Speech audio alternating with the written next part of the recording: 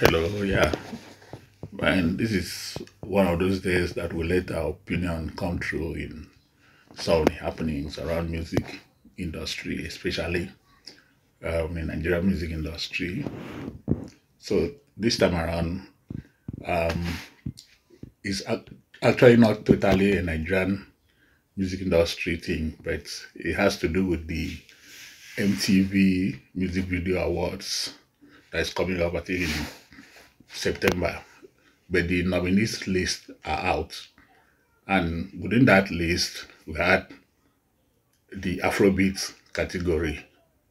And within the Afrobeat category, we had nominations, and two of the nominees are actually American artists, namely Chris Brown and Usher.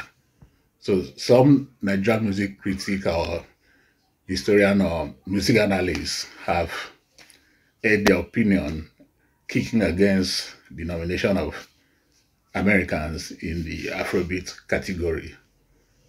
The reason being that they are of the opinion that the Western world have not, or the big labels, big record labels, international music labels, have not invested enough in the Nigerian music industry, but just some kind of superficial investment whereby they kind of are not nurturing the arts from the cradle, from the beginning. But when they see an already made product, they put in some money for marketing and other commercial activities.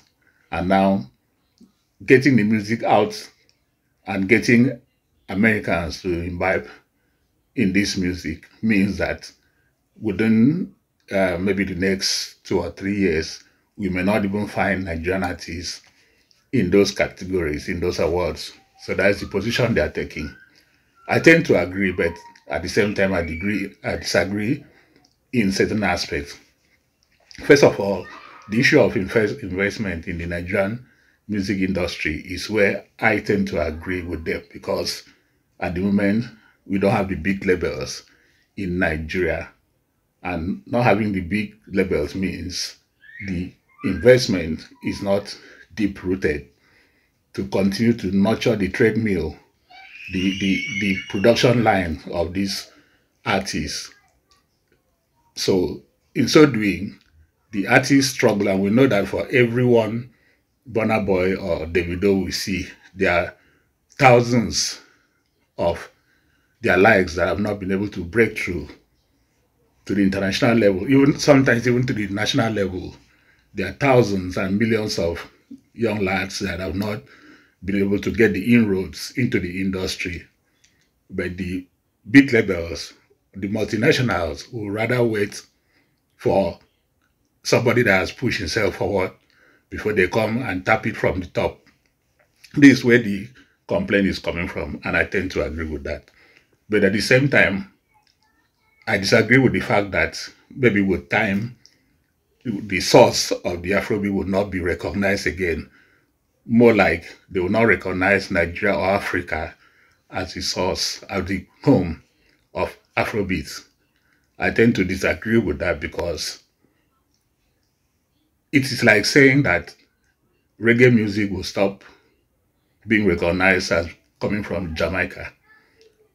But over the years, we know that even though the band like UB40 will play reggae music till forever, it doesn't take anything away from the fact that reggae music came from Jamaica and everybody knows it as such.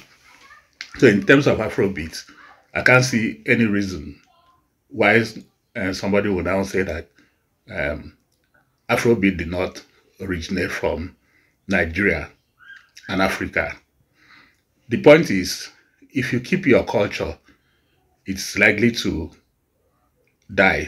If you bottle up your culture to yourself, and we'll be saying that with the growth of Afrobeats, we've been looking forward to the time that we'll have categories for this music form at the Grammys and like the MTV VMA award, and it has come to be. Since it has come to be, I don't really see any problem about people now saying it's not a Nigerian thing.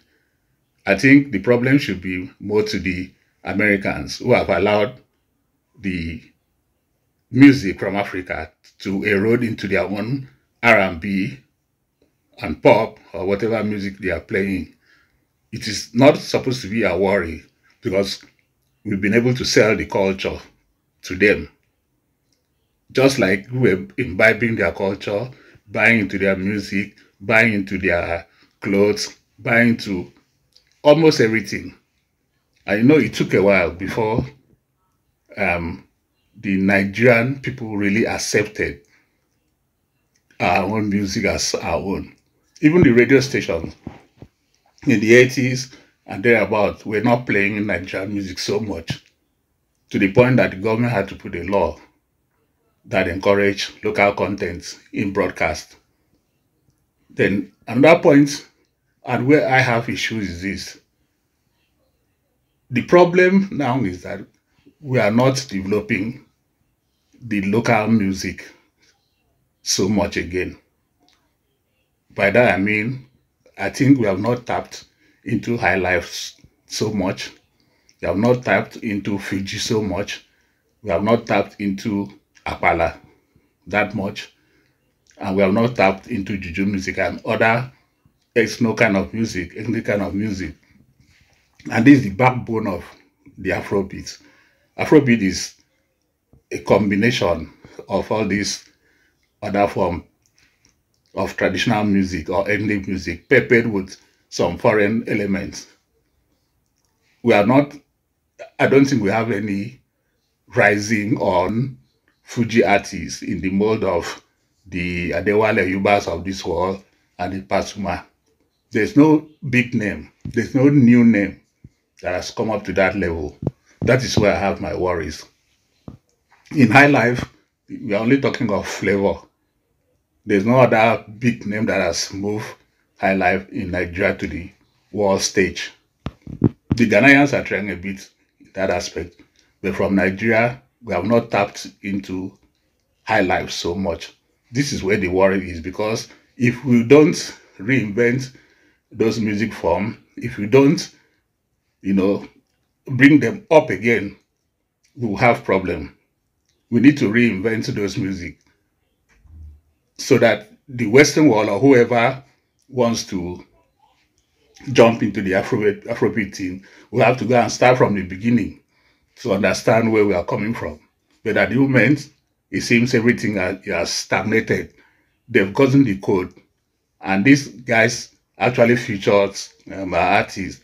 For instance, Usher featured Fields, who is a Nigerian artist. Chris Brown featured Davido. We all know Davido. That's where they are trying to prop up themselves into the Afrobeat genre. You clearly see that the Jamaicans are complaining that Afrobeat is eroding into their dancehall, reggae, and all that. Why are they complaining? It is because they know that with the way things are going, it will come to a point that dancehall will not be the in thing in their country, and it doesn't sound so good. I made a video sometimes back about the way Nigerian artists were jumping on Amapiano. The reason was that if we buy into that culture, the way they were going, every artist was talking of Amapiano this, Amapiano that, trying to change the beat, the magic bullet that I've gotten in Afrobeat to Amapiano. If they had continued, I bet you by now probably we'll be talking about Amapiano award category. When you buy into another subculture, you're eroding yours. It goes away. You diminish it. So that's the reason I said it should not be an issue that the American artists are playing Afrobeat and getting nomination. It should be their worry actually, because they are now eroding their own subculture while we've been able to sell Afrobeats to them. That is where I see it, and that is where I disagree a bit with the fact with the critics or analysts that say that at some point the commercial nature of music business will make it look as if Afrobeat did not come from Africa or Nigeria. So it can't happen that way. The name itself is Afro. So I don't know where America will now want to coin Afro to become their own. So that is it. It's just an opinion that will pop in to share once in a while when issues arise. I look forward to your comments and your takes on this opinion. You might have a different opinion. Just drop it on the comments. And this is Music in My Ears on YouTube. Thank you for staying tuned. Peace.